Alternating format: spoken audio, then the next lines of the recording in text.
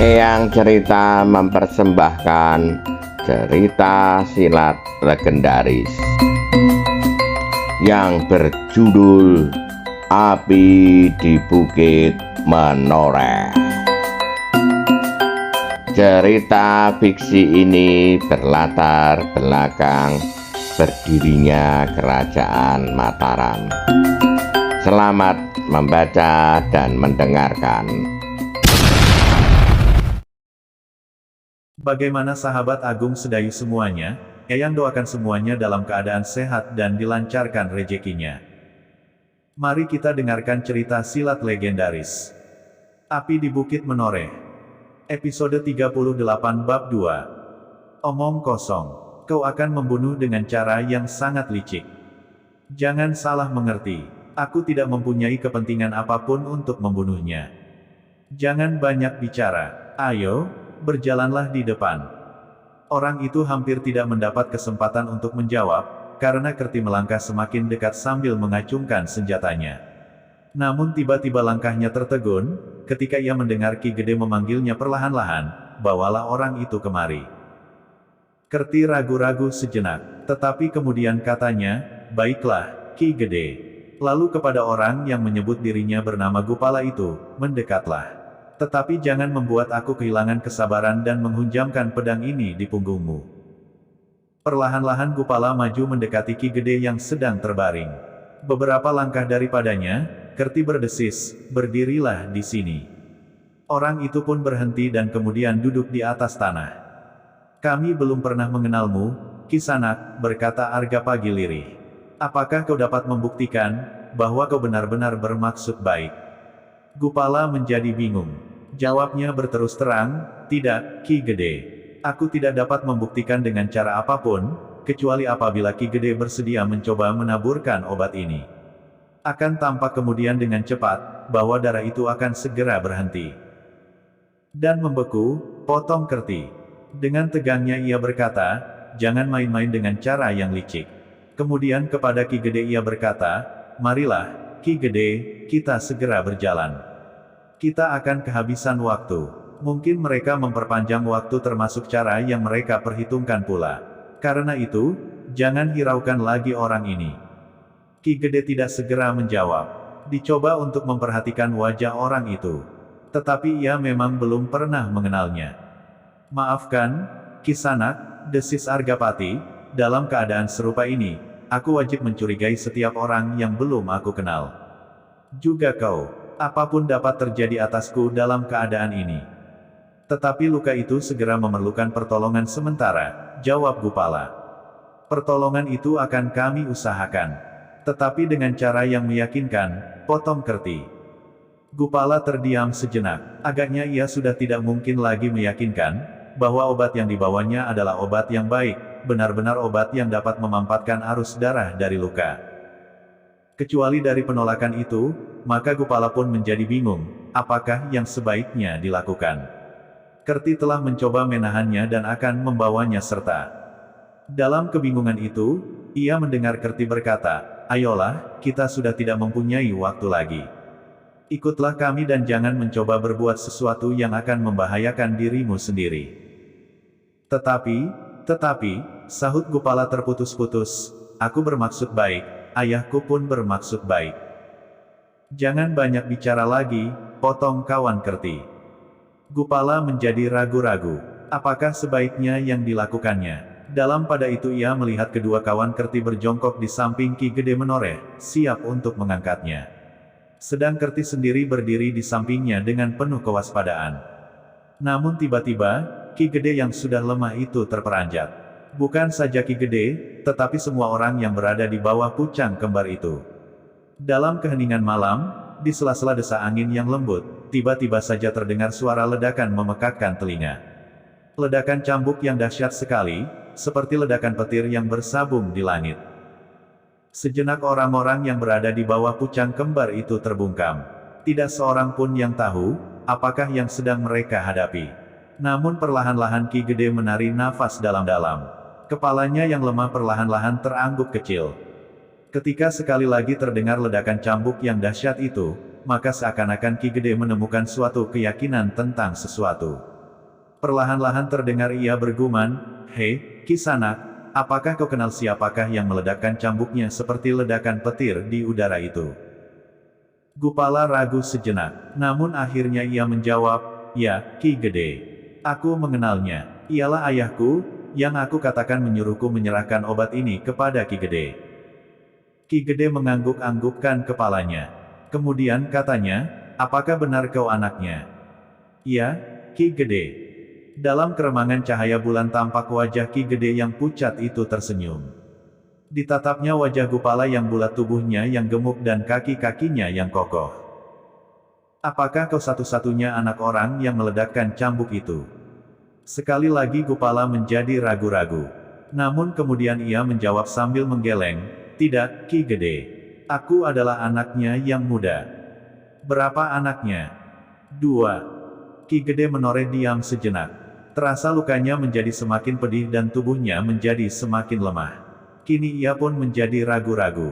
Suara cambuk itu suatu isyarat yang pernah dikenalnya beberapa puluh tahun yang lampau, ketika ia masih menjadi seorang prajurit. Setelah mereka berpisah, maka jarang-jarang sekali mereka saling bertemu, dan bahkan hampir tidak pernah sama sekali. Kabar tentang kawannya, manusia bercambuk itu pun semakin lama semakin tidak pernah didengarnya lagi. Kini, tiba-tiba ia mendengar ledakan serupa. Ledakan cambuk itu, ketika ia sedang dalam keadaan yang sulit. Kerti dan kedua kawannya pun seolah-olah membeku pula. Dilihatnya wajah Ki Gede yang pucat itu, membayangkan sebuah yang menjadi rahasia. "Apakah Ki Gede mengenal suara itu?" berkata Kerti. Perlahan-lahan Ki Gede menganggukkan kepalanya. Perlahan-lahan pula ia berdesis, panggil anak muda yang bernama Gupala itu mendekat. Kerti menjadi ragu-ragu, tetapi ia berpaling dan berkata kepada Gupala, "Ki Gede memanggilmu." Gupala melangkah maju, kemudian berjongkok di samping Ki Gede. "Apakah benar kau anaknya?" "Iya, Ki Gede," sahut Gupala. "Coba, tunjukkan kepadaku, apakah kau mempunyai cambuk pula seperti ayahmu?" Gupala tidak menjawab, ia masih tetap ragu-ragu. Tanpa disadarnya dipandanginya tombak pendek yang masih tetap di dalam genggaman Ki Gede menoreh. "Gupala," desis Ki Gede, "kalau kau mempunyai juga, coba tunjukkanlah kepadaku." Gupala tidak dapat berbuat lain. Dengan ragu-ragu ia meraih cambuknya yang melingkar di bawah bajunya. Dengan tangan gemetar ditunjukkannya cambuk itu kepada Ki Gede menoreh. Tangan Ki Gede yang masih lemah itu pun meraba cambuk Gupala. Terasa sesuatu yang aneh menjalari perasaannya. Tiba-tiba ia berkata, "Buktikan kepadaku, bahwa kau anaknya. Kau pasti pandai bermain cambuk pula. Kalau kau mampu meledakkan seperti ayahmu, meskipun tidak sesempurna itu, maka aku percaya kepadamu dan kepada ayahmu." Gupala masih saja dicekam oleh keragu-raguan. Tetapi ia berdiri juga dan melangkah beberapa langkah surut. "Maafkan, Ki Gede," katanya, "aku akan mencobanya." "Silahkan," sahut Ki Gede.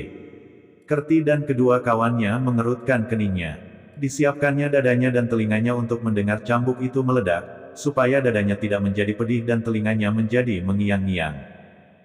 Sesaat kemudian cambuk itu meledak, memekakkan telinga, meskipun tidak sekeras suara cambuk yang lebih dahulu. Namun demikian, Kerti dan kedua kawannya terpaksa menggeleng-gelengkan kepalanya, karena serasa sesuatu kemudian menyumbat telinganya. Argapati menangguk-anggukkan kepalanya sambil tersenyum. Kemudian ia berkata lirih, "Kini aku percaya kepadamu. Berikan obat itu kepada Kerti. Biarlah ia menaburkannya di atas lukaku."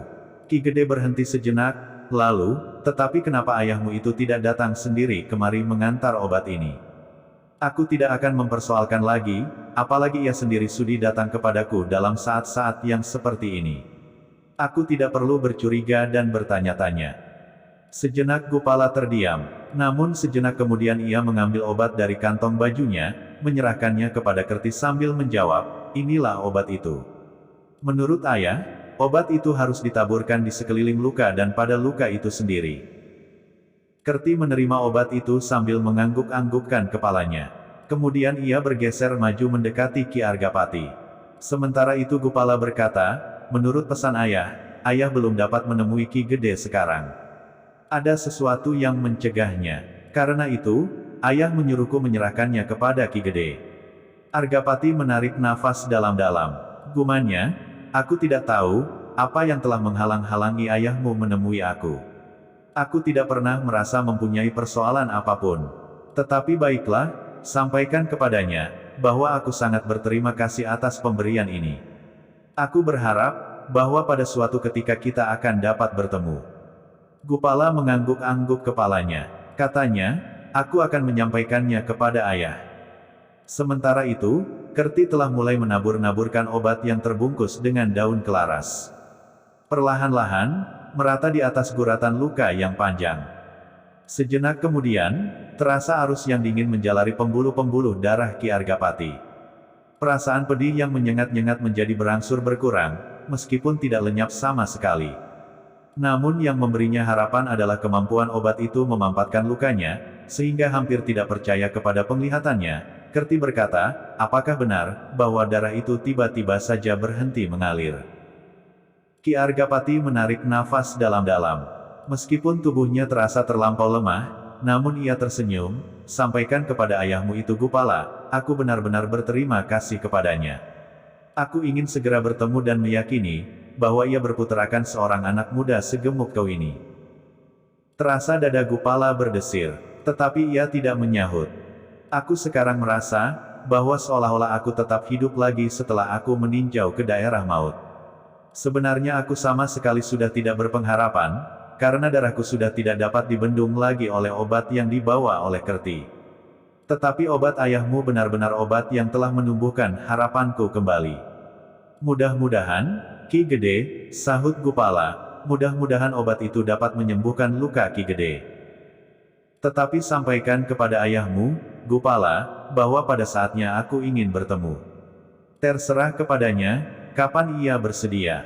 Kalau aku yang harus datang kepadanya, aku pasti akan datang.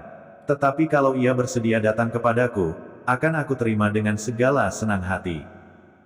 Iya, Ki Gede, aku akan menyampaikannya, jawab Gupala. Kemudian, kini perkenankanlah aku kembali kepada ayah. Ki Argapati menganggukkan kepalanya, baiklah, sekali lagi aku mengucapkan terima kasih. Gupala pun segera minta diri. Kemudian dengan langkah yang tetap, ditinggalkannya Ki Gede menoreh yang terbaring dilingkari oleh Kerti dan kedua kawannya. Namun beberapa langkah kemudian ia tertegun. Ia tidak dapat menahan dirinya yang dijalari oleh sifat-sifat yang aneh. Karena itu, maka tiba-tiba ia berpaling. Dipandanginya wajah Kerti yang samar-samar di dalam cahaya bulan yang bulat. Kemudian tiba-tiba ia bertanya, Kiai, Kiai Kerti. Bukankah nama Kiai demikian? Nah, apakah Kiai masih ingin membawa aku beserta dengan kalian? Kerti mengerutkan keningnya, tetapi ia tidak menjawab. Yang terdengar sekedar desis dari sela-sela bibirnya. Karena Kerti tidak menjawab, maka Gupala pun kemudian melangkahkan kakinya pula sambil berkata, terima kasih, kalau Kiai tidak membutuhkan aku lagi. Yang terdengar kemudian adalah suara tertawa tertahan. Kerti mengatupkan bibirnya rapat-rapat. Namun ia mendengar Argapati tertawa lirih, anak itu suka bergurau. Kerti mengangguk-anggukkan kepalanya. Dengan ragu-ragu ia bertanya, siapakah sebenarnya mereka itu, Ki Gede? Aku pernah mengenalnya, seorang yang baik hati. Tetapi sudah agak lama aku kehilangan hubungan. Kini tiba-tiba ia datang ketika aku sedang di dalam bahaya. Orang itu memang seorang ahli obat-obatan yang baik. Apakah Ki Gede ingat, siapakah namanya? Nama tidak penting baginya. Ia adalah seorang yang bersembunyi di belakang 1001 macam nama. Tetapi ia mempunyai kecirian yang tidak berubah seperti perubahan namanya itu. Ki Argapati menarik nafas dalam-dalam. Desisnya, itulah yang sukar untuk dikatakan. Tetapi menurut hematku, ia bukan seorang yang tidak berarti. Orang yang hidupnya ditabiri oleh 1000 macam rahasia. Tepat, apa kau sangka, bahwa anak yang bernama Gupala itu pun tidak berlatih merahasiakan dirinya? Aku tidak yakin, bahwa ia anak orang bercambuk itu. Entahlah, aku tidak tahu, kenapa aku berprasangka demikian. Sejenak Ki Gede berhenti, lalu, tetapi sebaiknya kita tidak usah menjadi pening karenanya. Kerti menganggukkan kepalanya, tetapi ia tidak menjawab. Dengan demikian, maka sejenak suasana dicekam oleh kesenyapan. Yang terdengar hanyalah desir angin pada daun pucang yang bergerak-gerak, seperti sedang melambai kepada bulan yang semakin rendah di ujung barat. Tiba-tiba kesenyapan itu dipecahkan oleh gonggong anjing-anjing liar di kejauhan. Ki Gede yang masih lemah itu pun berkata, "Apakah kalian akan berada di sini semalam suntuk?" Bersambung 38 bab 3. Bagikan. Klik bagikan untuk banyak pembaca Sare ke media sosial Facebook, Twitter dan lain-lainnya. Jangan lupa subscribe dan nyalakan lonceng notifikasi. Baca jilid berikutnya. Atas perhatiannya saya ucapkan terima kasih.